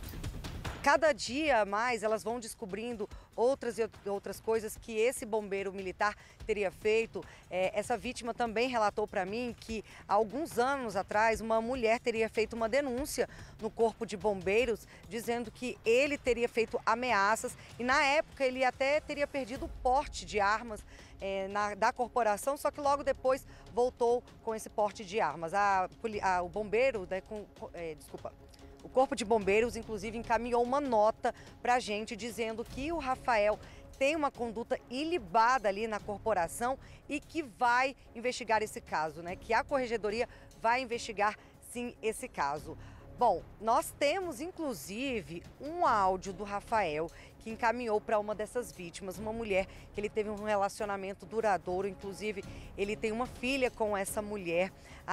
As mulheres contam que, na verdade, ele teria 5 outros filhos, só que nenhum desses 5 ele teria assumido e registrado. Então, ao todo, ele teria 6 filhos, mas só um filho que, na verdade, ele de fato registrou e ele, né, confirma que é filho dele. Mas essa mulher que diz ter uma filha com esse bombeiro militar, ela registrou uma ocorrência, ela tinha inclusive um relacionamento ali registrado, né? Ela tinha uma união estável com ele, só que depois que ela terminou o relacionamento com ele, ele passou a ameaçá-la.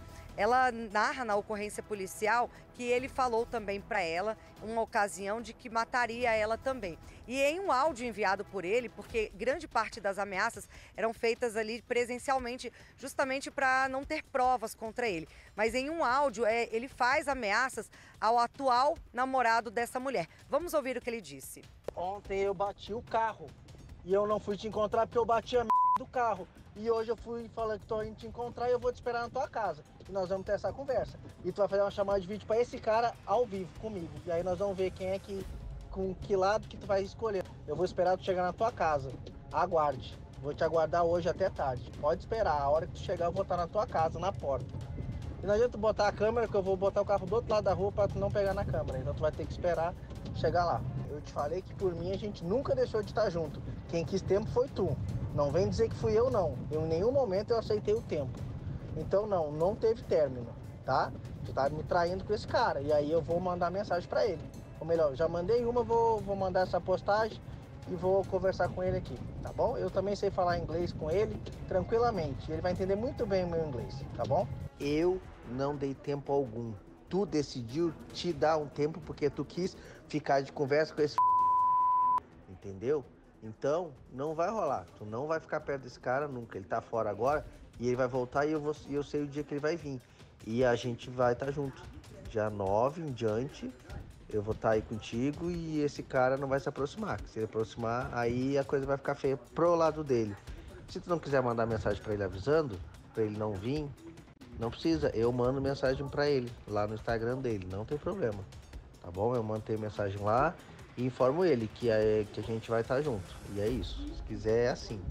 Ou seja, ele sempre dava ali uma justificativa, dizia que tinha um compromisso, só que ele dava, sim, assistência para todas essas mulheres. Então, para elas, era um relacionamento normal, porque essas mulheres também têm as atividades dela, os trabalhos. Então, enquanto elas estavam ocupadas, ele acabava encontrando com outras mulheres. Ele conseguiu levar essas mulheres assim por um bom tempo. Quando uma descobria e não dava certo, ele terminava, inclusive fazia ameaças. Só que ele acabava arrumando outra namorada e rapidamente ficava noivo. Então, assim, ele conquistava a confiança dessas mulheres. Eu tentei falar com ele, tentei entrar em contato, ele não atendeu as ligações, mandei uma mensagem pelo celular, ele não me respondeu para dar a versão dele dos fatos, né? E tentar explicar o que de fato aconteceu, se foi algum mal entendido ou realmente se ele fez isso tudo de forma intencional, né? Porque a gente percebe que aparentemente foi sim intencional. Então, várias mulheres aí relatam que foram vítimas dele. Algumas tiveram prejuízo financeiro, outras não tiveram, mas todas, né, ficaram aí com sequelas emocionais, Malta. Um homem acusado de coordenar os ataques no Rio Grande do Norte de dentro de um presídio em Salvador foi transferido para uma penitenciária de segurança máxima. Foi mais uma noite violenta, principalmente em Natal e na região metropolitana. Novos ataques aconteceram, mesmo com o apoio da Força Nacional. Em Natal, suspeitos foram presos após tentarem saquear um supermercado na noite de quarta-feira.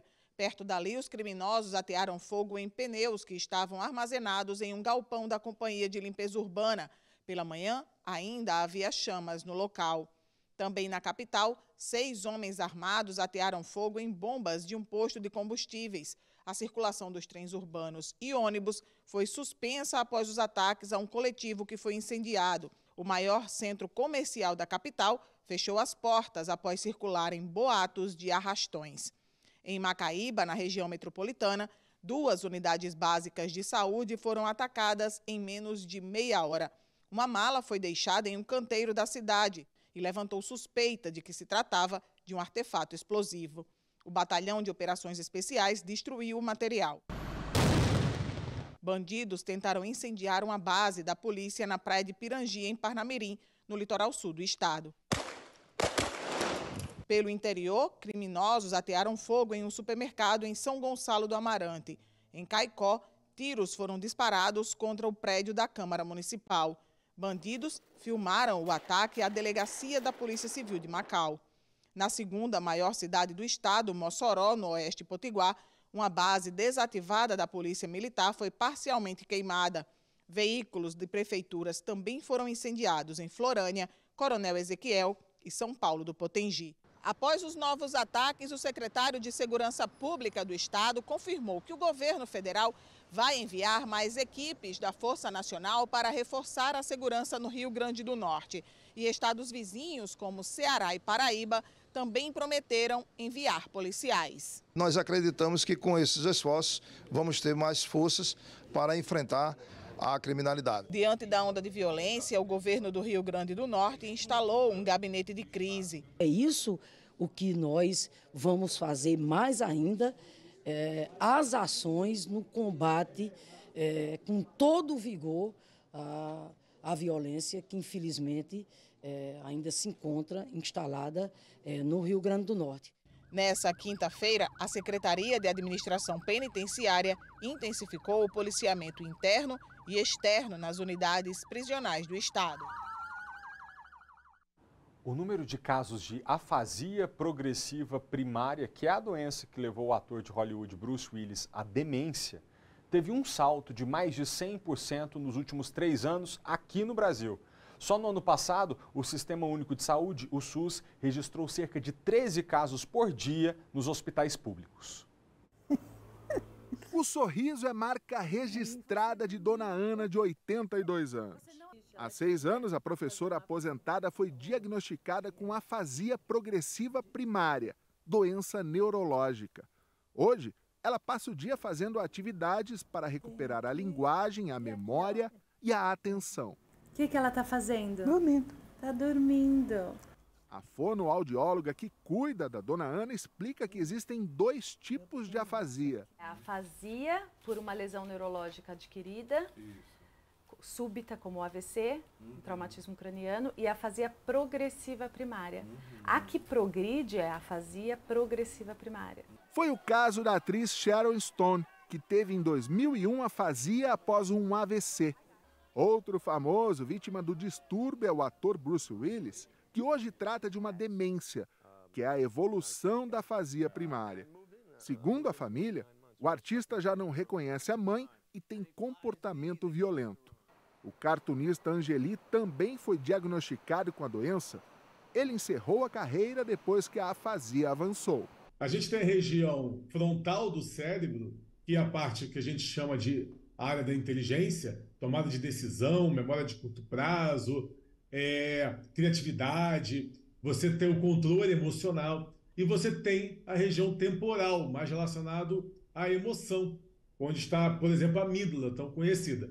E aí você já começa a ter problemas nessa conexão entre essas 2 regiões. Por isso, o comportamento violento, por exemplo. Dados do Ministério da Saúde mostram que no Brasil os casos de afasia cresceram nos últimos 3 anos. Em 2020 foram quase 2.200 casos. No ano seguinte, mais que dobrou. Em 2022, o número de atendimentos passou de 4.700. Dona Ana adora estar com a família. Ela tem 3 filhos, 4 netos e 2 bisnetos. Gosta também de comer, principalmente a sobremesa. E a palavra mágica qual é? Chocolate. Ela pediu para falar baixo por causa do filho José, que estava na sala e controla os doces da casa. O principal é você tá sempre perto e dando apoio, e que pelo menos é que isso mede. O importante é ela se sentir amada.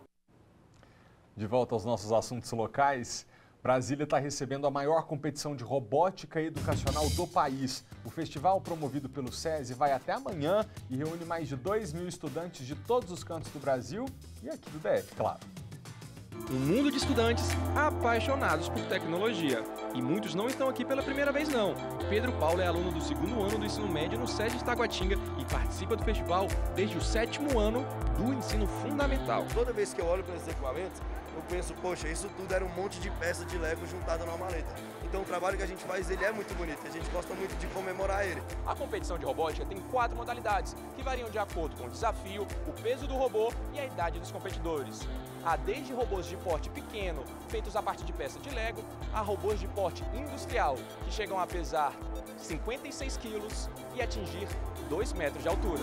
Os competidores com idades entre 9 e 19 anos passaram meses se dedicando à programação e à construção de robôs, além do desenvolvimento de projetos sociais e de inovação para desembarcar em Brasília e competir com as criações. Mas a competição vai muito além de derrotar o adversário. A robótica é um evento de educação, um evento educacional. Aqui a gente trabalha basicamente fazendo com que os nossos competidores possam ser bons profissionais, possam ser bons cidadãos. Então tem todo um trabalho numa vertente que é de construção de robôs, em que eles operam e batalham, isso é importante, aprender a competir, mas tem todo um trabalho de construção do ser humano. Além do torneio de robótica, o evento terá uma programação paralela, que inclui oficinas gratuitas e seminário internacional nos 4 dias de evento. As famílias podem e devem participar, são os principais investidores, são os principais apoiadores desses alunos. Para competir, os competidores precisam ter até 18 anos, precisam estar no ensino médio. Ok, mas o suporte educacional que vem dos pais é importante, da família. Agora, oportunidade boa para estudantes se especializarem fora do Brasil.